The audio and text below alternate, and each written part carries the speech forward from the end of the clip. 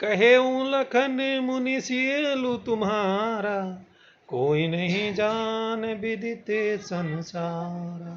मात पित ही उरिन भयनी के, गुरु ऋण रहा सोचू बड़े जी के।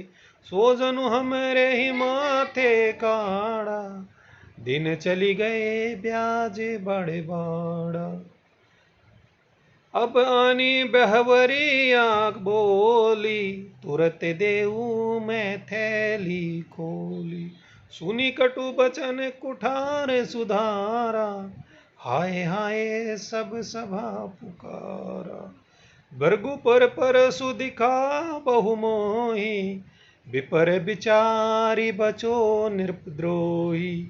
मिले न कबू सुभट रन गाढ़े, द्विज देवता घरई के बाड़े। अनुचित कही सब लोग पुकारे, रघुपति सयनि लखनु नहवारे। लखन उत्तर आहुति सरिस, भृगु पर कोप कृषानु। बढ़ते देखी जल सम बचन, बोले रघुकुल भानु। तो ये जो है इस तरह से आप इसको गा सकते हैं। अब इसका अर्थ जान लीजिए। अर्थ ये है कि कहेऊ लखन मुनिशील तुम्हारा, वो कहता है कि लखन कहते हैं कि हे मुनिवर, आपके शील स्वभाव के बारे में कौन नहीं जानता।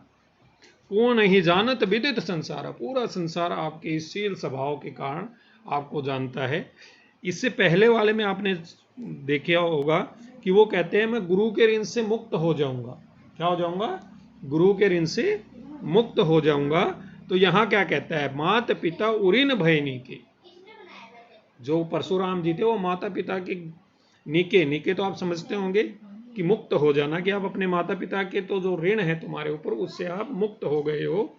गुरु ऋणु रहा सोचो बड़े जी के, यानी कि आपके ऊपर गुरु का ऋण अभी तक बाकी है और आप इसी सोच में कि वो दिन रात बढ़ रहा है, आप चिंताग्रस्त हैं। सो जनु हमरी ही माथे काढ़ा, और तुम सोचते हो कि वो जो गुरु का ऋण है आप हमारे मत्थे गढ़ दोगे, यानी कि हमारे ऊपर उसको डाल दोगे।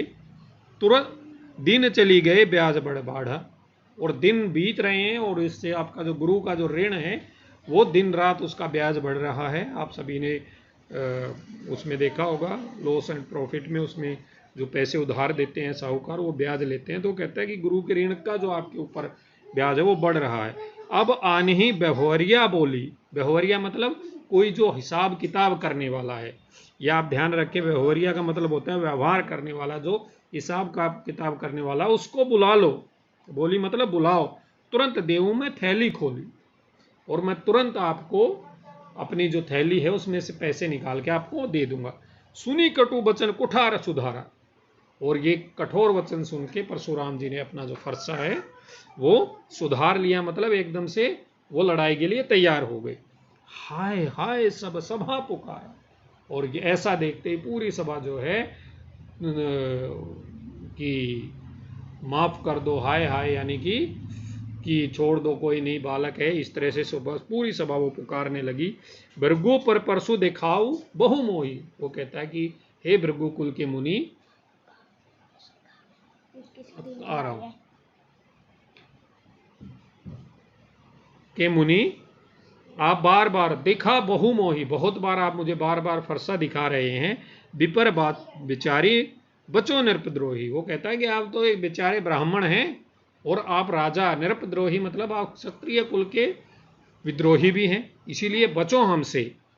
मिले न कबू सुभट रन गाढ़े, वो कहता है कि तुम्हारे रन मतलब होता है समर, यानी युद्ध के मैदान में तुम्हें कभी सुभट मतलब महान योद्धा सूरवीर योद्धाओं से आपकी जो है सामना नहीं हुआ है। द्विज देवता घरे के बाढ़े, बाढ़े मतलब शोभा बढ़ाते हैं, कि द्विज देवता, तो आपने द्विज देवता ब्राह्मण के लिए इस्तेमाल किया जाता है कि ये द्विज देवता ब्राह्मण देवता आप तो घर में ही शोभावान देते हैं, घर में रहें वही शोभा आपकी सही है। अनुचित कही सबु लोग पुकारे, सब लोगों ने कहा कि ये तुमने गलत कहा है।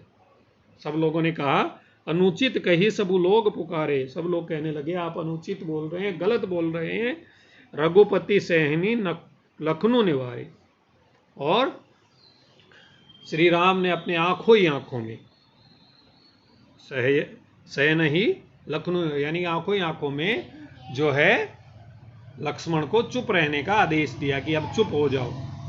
लखन उत्तर आहुति सरिस भृगु कोपु कृषा, यानी कि जो लखन के जो उत्तर थे, जो उनकी प्रतिक्रिया थी, वो परशुराम भृगु वर कोपु मतलब परशुराम जी के क्रोध में आहुति की समान है। जिस प्रकार हम यज्ञ में आहुति देते हैं तो वो घी की आहुति डालते हैं तो वो भड़क जाती है अग्नि, वो कहता है उसी प्रकार उनके वचन ने भी आहुति का काम किया। और इस प्रकार बार बार जो झगड़ा बढ़ते हुए देखने के बाद बढ़त देखी जल सम वचन बोले रघुकुल भानु। रघुकुल भानु मतलब श्री राम जी रघुकुल सूर्य वंश से संबंधित थे, तो भानु मतलब सूर्य। रघुकुल के जो चमकते हुए सूरज श्री राम थे, जल समान, जल के समान जो है शीतल वचन बोल के उनको शांत करने का प्रयत्न किया। सम और सरिस इसमें उपमा अलंकार है, आप ध्यान रखेंगे। धन्यवाद, आपका दिन शुभ रहे।